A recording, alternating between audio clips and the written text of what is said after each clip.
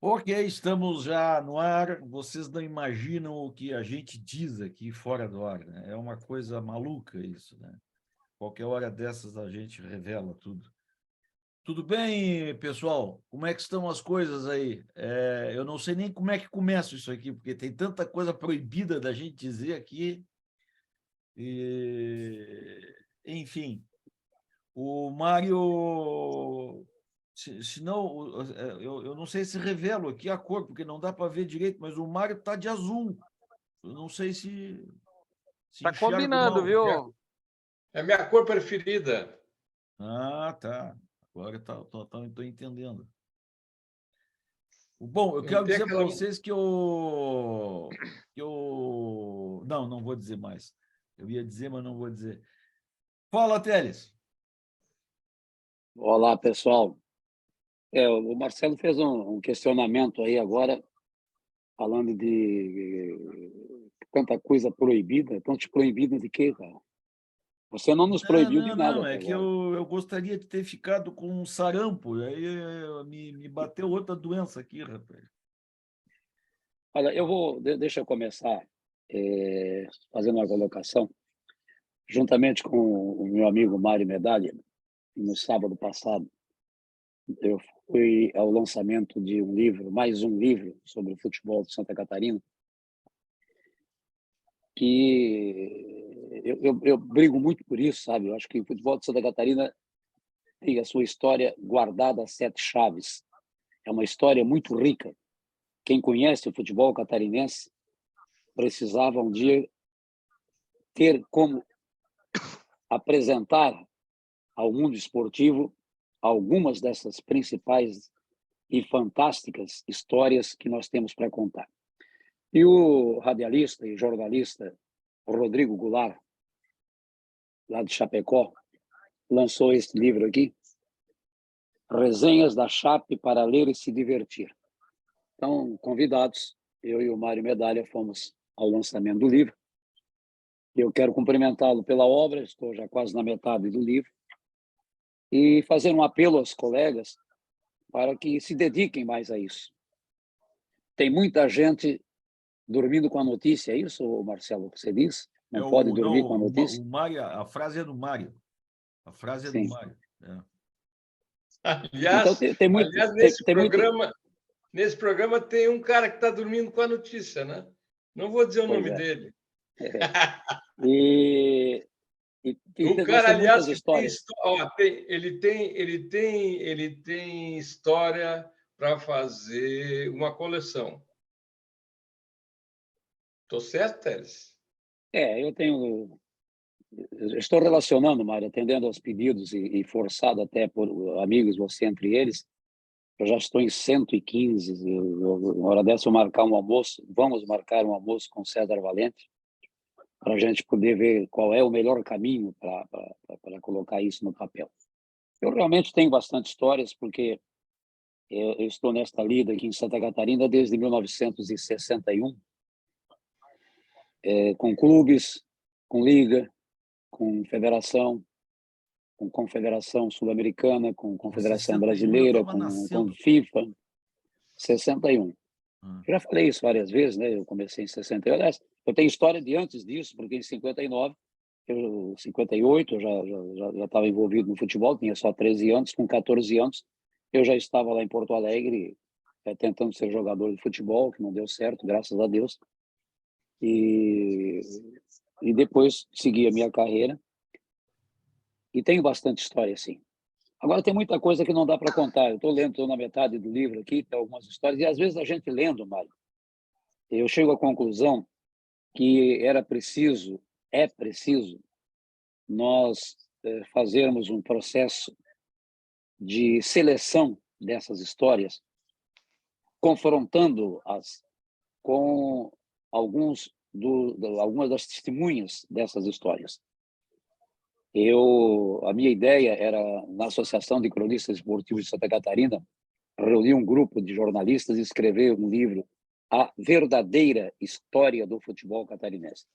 Porque cada um que escreve, escolhe, evidentemente, o seu clube, a sua cidade, e às vezes foge de detalhes, não é o caso aqui do Rodrigo, que eu não cheguei a esse ponto ainda, mas às vezes, muitas vezes, foge de detalhes que não podem deixar de entrar, de fazer parte de uma história do nosso futebol.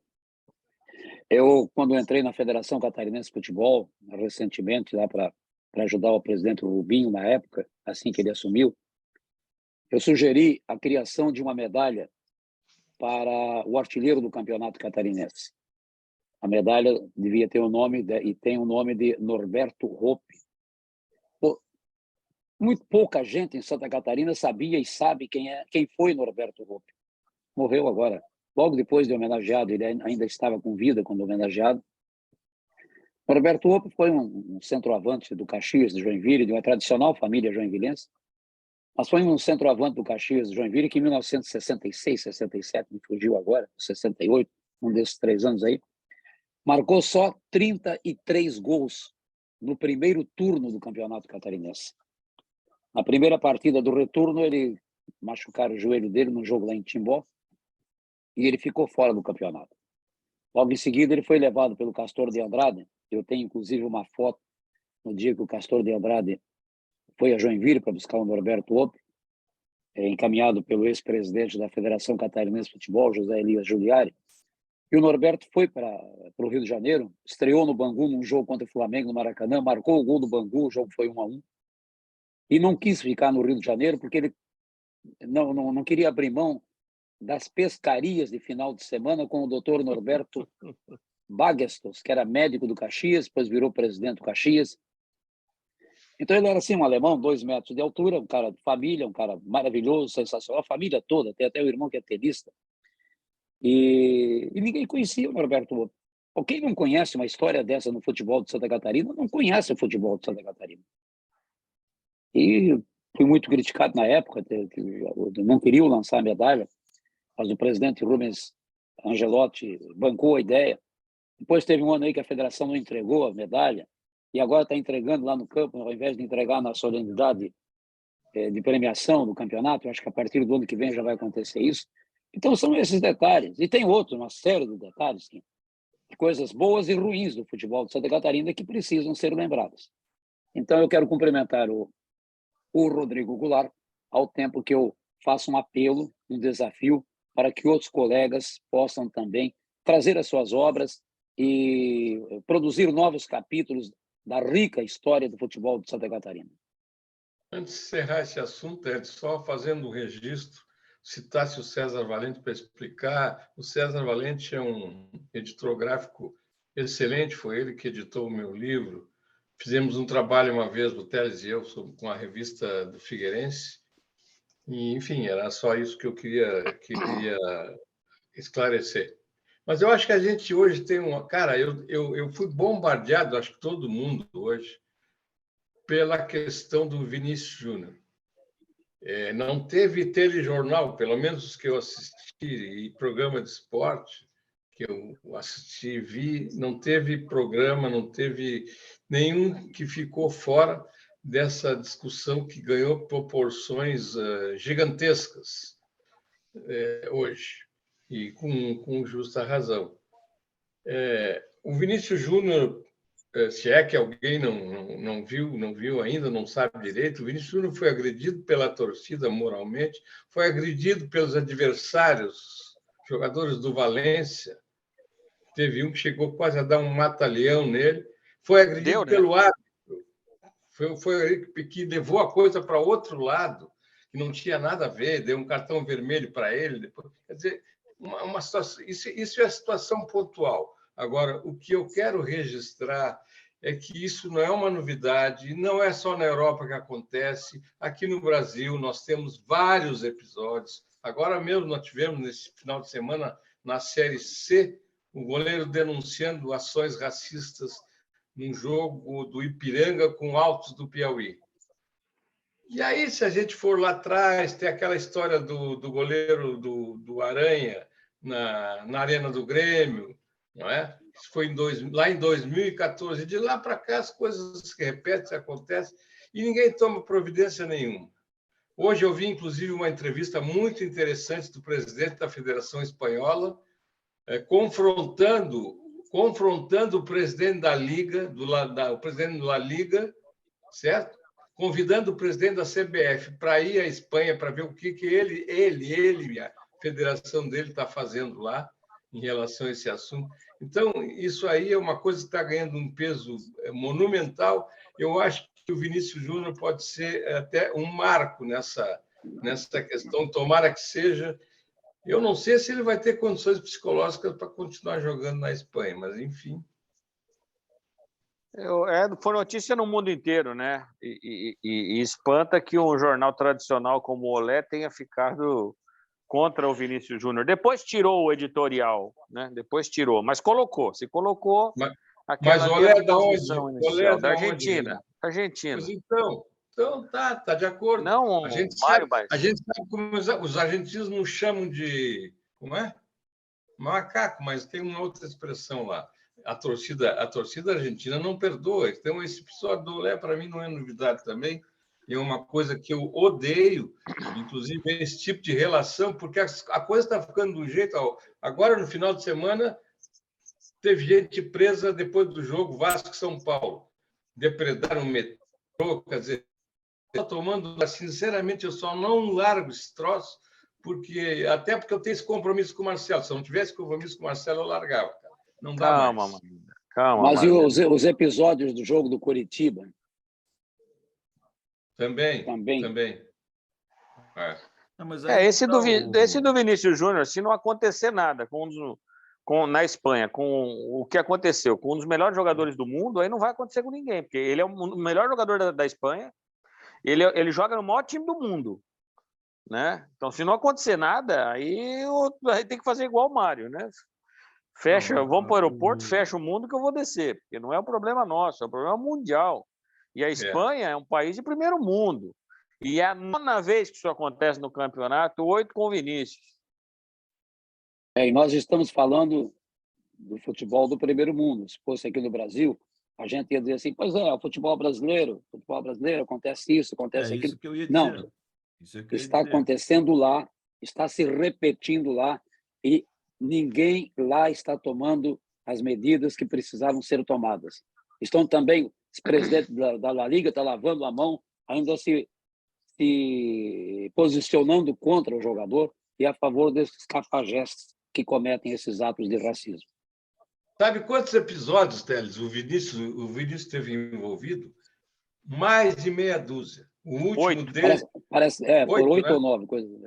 8. O último deles, assim, violento, foi agora em fevereiro, se eu não estou enganado. Então não dá, cara, isso aí. Eu só não entendo o seguinte. Mas não vai faltar gente que chame esse rapaz de encrenqueiro, né? Não, o presidente da La Liga fez isso. Diz que ele estava exagerando. Estava provocando a torcida com a comemoração dos gols. E o comportamento da imprensa também tem alguns... Lamentável. É um comportamento horroroso também, né? Ontem mesmo, na coletiva espanhola, lá a gente viu um pedacinho, né, Gostei da postura do Ancelotti. Pois é, exatamente. Ele falou, vamos falar do jogo? Ele falou, não, vamos falar do que aconteceu aqui. Não vamos falar do jogo. Eu não quero falar de futebol, né? E vocês viram o pronunciamento do técnico do Barcelona? Perfeito, Xavi, perfeito. Xavi falou que se você ofendeu um pedreiro, ele falou, ele vai jogar um ladrilho na sua cabeça, que foi traduzido por tijolo. Então, se você ofende um jogador, tem que parar o jogo. Ninguém é obrigado a trabalhar com ofensa. Então, ele falou, quando acontecer, tem que parar o jogo. Perfeito. E o imbecil de um repórter perguntou para ele, mas você está defendendo um madrilista? Ele disse, não, estou defendendo um ser humano. Bárbara, né? Essa foi uma das piores perguntas. Ser humano.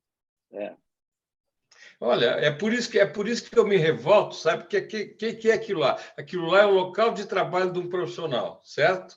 É por isso que eu me revolto quando acontecem essas coisas aqui, de essas torcidas organizadas invadir treinamento para protestar com a permissão dos dirigentes, tá? De alguns dirigentes, não vou generalizar, mas de alguns dirigentes, sempre que acontece isso, tá? Então, cara, os caras estão trabalhando lá, eles não estão por lazer, estão trabalhando. Então, essas coisas aqui também tem que parar, sabe, Teres? Porque não é possível. Isso mas aí... dessa vez, né, ô Medalha, foi nas barbas do primeiro mundo, né? E ainda bem que Sim, aconteceu sim. isso, né? Porque, como o Teles falou, se acontecer aqui no Brasil, vão dizer que é porque é no Brasil, né? Porque é na América Latina, porque Terceiro mundo, é terceiro futebol mundo. bagunçado. Não, E pior aí, foi Mário, o... Pode falar, diga, Teres, Renato. desculpa. Não, Não, pode aí, falar. Mário, eu quero lembrar o seguinte: você falou que não pode prejudicar treinamento, essas coisas todas, que é local de trabalho. Está aí uma das razões de treinos fechados.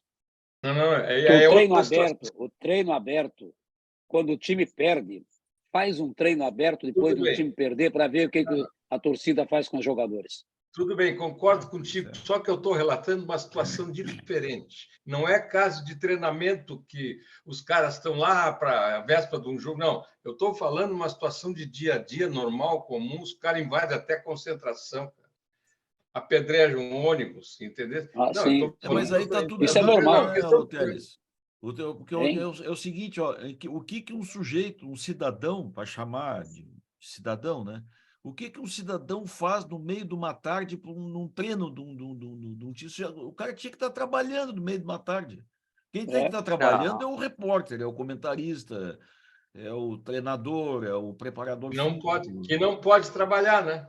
Pois é, Falar assim, em repórter, coisa, não pode trabalhar. pois é. E aí fica um sujeito lá, Mas se abrir para eles, eles também não vão.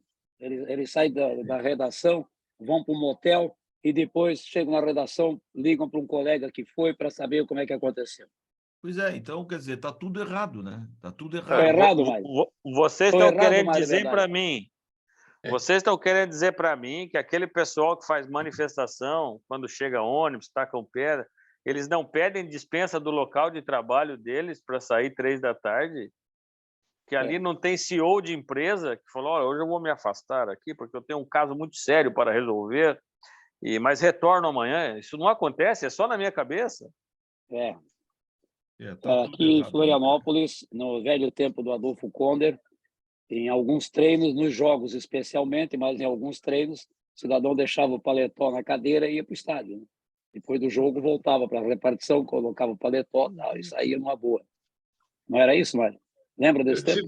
Eu tive um caso de um repórter que quando arrumava um compromisso à noite, ia para o motel, ele deixava um cara da oficina, tá, ouvindo o jogo, para quando ele chegar, poder fazer a matéria, né? Que E chegar em... É verdade. Eu não vou dizer o nome, evidentemente, isso era um mas fato. era comum isso. Pois é, mas não sei, será que era comum, o Medalha? Hein? Eu acho que é comum hoje isso. Na época, Olha, eu não Não, sei se era comum. Eu não sei se era comum, mas era altamente relevante. O relevante é mesmo, né? Relevante é mesmo. Agora, o fato é o seguinte, ó, Uma vez ele deu com os burros na água, né? Aquela velha história do jogo lá em Tubarão, né? Que não houve. Ele escreveu o resultado. O resultado do jogo que não houve. agora, pois é, então, aí o sujeito abre treinamento para a torcida não tem que estar, a torcida tem que estar na hora do jogo. Eu vou repetir de novo o que eu penso, assim, resumidamente. Não é abrir para a torcida, mas qual é o único produto que tu oferece para o associado, que tu chama ele para contribuir, como fez o Figueirense agora recentemente, fez uma vaquinha para dar uma ajuda, etc. Não é abrir para o associado, porque ali tem, aí no meio daquela turma que fica vagabundeando de tarde, é uma outra, eu estou dizendo, o associado, cara, pelo menos o Mas uma associado. medalha, nem associado tem que estar em treinamento. Treinamento é para Tem treinador. aposentado que gosta, Marcelo, tem aposentado que gosta de Mas ir, aí, cara. aí tem O que cara ouvir o vai lá, rádio, viu? cara. Aí tem que ouvir o rádio Pergunta, no jornal. isso aí Poxa, não mas Ô, existe. Mário, deixa eu fazer uma aposentado, cara. lembrança aqui. Eu tenho aqui uma entrevista do Mário Celso Petralha, presidente do Atlético, onde ele faz fortes críticas à torcida, à própria torcida do seu clube. E ele tem razão num monte de coisa. Você acha que o cidadão entra de sócio num clube, no Avaí, no Figueirense, no Criciúma, no Chapecoense, no Brusque, enfim, em qualquer clube, para ajudar o clube? ele entra para assistir 4 jogos de graça durante o mês. Porque a hora que o clube começa a perder, ele já quer rasgar a carteirinha de sócio. A grande maioria é assim, são poucos. São poucos que... Eu tenho 2 cadeiras na Arena da Baixada. Não vou a todos os jogos e não me associei para isso. Mas me associei para quê? Para poder ver alguma coisa diferente no futebol, coisa com segurança, sabe? Chego lá com segurança, coloco o meu carro no estacionamento privativo, na porta do elevador, sou recebido lá, enfim, com a mesa de primeiro mundo, quero comprar alguma coisa, cartãozinho de crédito aqui, ninguém me incomoda, tá? Tem os lados que incomodam ainda, tem, eu também não vou para qualquer lugar. Agora, a grande maioria, ele quer entrar de sócio por R$50 para assistir 4 jogos de graça.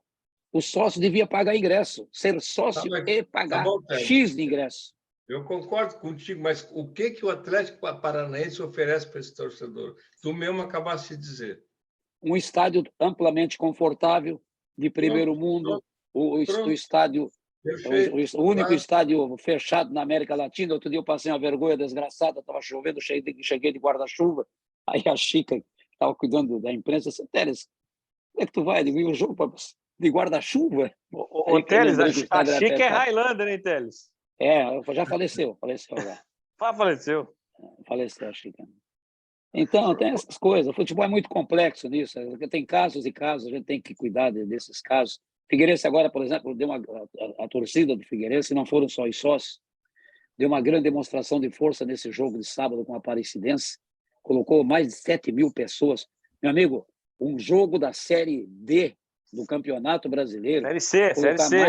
Série C, desculpa. Da Série C do Campeonato Brasileiro, colocar mais de 7.000 pessoas, do jeito que está o time, desacreditado ainda, uma grande força. A força do Criciúma tem 15.000 sócios, 16.000 sócios. Tá? O Grêmio chegou agora, bateu a marca de 100.000 sócios. Então, essas coisas trabalham muito como no imaginário do futebol, do rendimento e tal. Mas o clube, é bom lembrar que quando o clube, se é que, eu não sei como é que é feito isso, mas se é que as coisas funcionam direitinho, cada sócio que paga R$100, 4 jogos, R$25 por jogo. Quando ele entra na catraca, o clube tem que pagar uma taxa X de cada ingresso, descontar para a federação. Não para a federação, para o governo, INSS, imposto, etc. e tal, e o 10% que vai para a federação nos seus jogos. Eu vou para a CBF, não, que a CBF não leva nada dos jogos do Campeonato Brasileiro, só a federação. Então, o clube ainda paga, a não ser que o clube faça aquela jogadinha aqui. Também, né, o claro. A não ser que o clube faça aquela velha jogada que anuncia 15.000 sócios e, na verdade, foram 8.000. Os outros 7 foram ingressos normais. Mas aí é a questão da fiscalização, quando querem burlar alguma receita do governo, algum desconto especial, alguma coisa. Então, isso é muito complexo. Quanto é que deu o Criciúma lá, o Renato? 16.080. Quanto? Ficou na média, né? 16.080. A média era 14.900. O Criciúma é 17º colocado no ranking geral nacional. Agora você vê. Se você levar em consideração que nesses 17 tem algumas cidades com população superior a 2 milhões de habitantes. Tem Flamengo, tem Corinthians, tem São Paulo. Você vê que o percentual de presença do público, do torcedor do Criciúma, é extraordinário. O último censo, Teles, o último censo, né, que temos oficial, da Criciúma com 230 mil habitantes, ou seja, 6,8% da população de Criciúma estava no estádio. Tem 18 mil sócios, dá 8, alguma coisa por cento da população da cidade. Os números são, proporcionalmente falando, é uma loucura. É uma loucura, exatamente.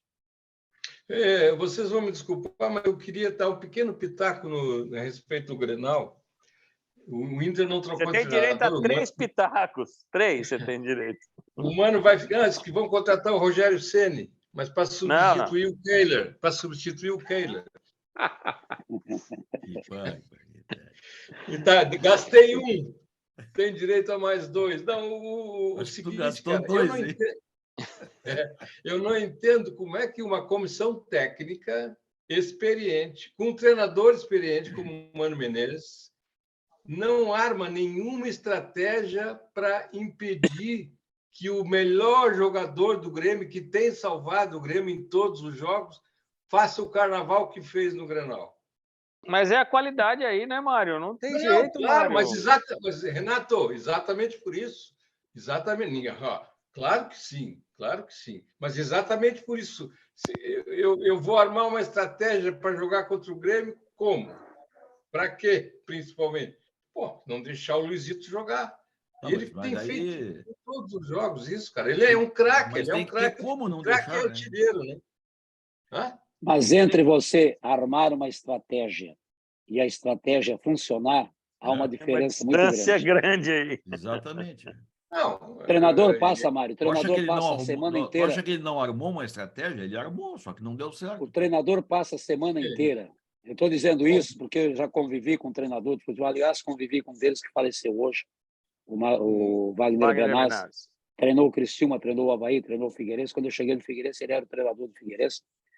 O treinador passa a semana inteira treinando pênalti, porque pode haver decisão por pênalti. Ele faz 10 séries de cobrança, os jogadores acertam os 10 pênaltis cada um. Na hora do jogo, o cara vai lá e perde o pênalti. O futebol, velho. Futebol é imprevisível, futebol não... Mas Aquilo as que eu digo, situações... não aceita verdades absolutas. Não, tudo bem, mas assim, há situações especiais, cara. E não só por ser um jogo como o Grenal, porque ainda era um Grenal especial esse, principalmente para o Inter, né? Mas, enfim, como é que se diz? O Mano vai ficar... Saiu o diretor de futebol e o Tava aí no cara que Avaí, né? o cara que fez a barbeiragem antes da entrevista coletiva, que deu uma mancada, deixou o Mano pendurado no pincel, porque ele chegou lá e disse que não estava definido, que a situação não estava certa, não sei o que. Aí o Mano, quando entrou para a coletiva, não sabia nada que o cara tinha falado, que tinha falado nesse tom. Enfim, é o retrato, né? Eu vou te dar Gastei os outro três. exemplo. Eu vou te dar outro exemplo a respeito do futebol. Jogo Flamengo e Corinthians. O Corinthians jogou muito melhor que o Flamengo. O Flamengo teve um jogador machucado, não podia mais substituí-lo. O técnico pegou e disse: não posso tirar, fica lá de centroavante. E o cara marcou o gol da vitória. Pois é. São... Por isso que o futebol é particularidades. apaixonante, né, JB? Por isso que o futebol é futebol. Renato, deixa eu te fazer outra pergunta a respeito do Criciúma. Como é que repercutiu essa derrota? Que cá para nós, o Criciúma era bem favorito, né? Não, contra o Ceará é um time que vai brigar para subir, tem um dos maiores orçamentos da Série B, tanto que levou o executivo de futebol do Criciúma para lá. Não, o Criciúma, eu falei aqui, o Criciúma só não pode cometer um erro, Mário. Quando você ganha, você tem que saber porque você ganhou, e quando você perde, você tem que saber porque você perdeu. O Criciúma não perdeu o jogo aqui para o Ceará. A derrota foi lá contra o Vila Nova, quando nenhum lance, 2 jogadores receberam o terceiro cartão amarelo, e o principal jogador do time tomou o cartão vermelho por reclamação. Aí você ficou com 10, o teu zagueiro teve que fazer uma falta desclassificante, fez, tu perdeu 4 titulares para o jogo contra o Ceará. Você começou a perder o jogo lá atrás.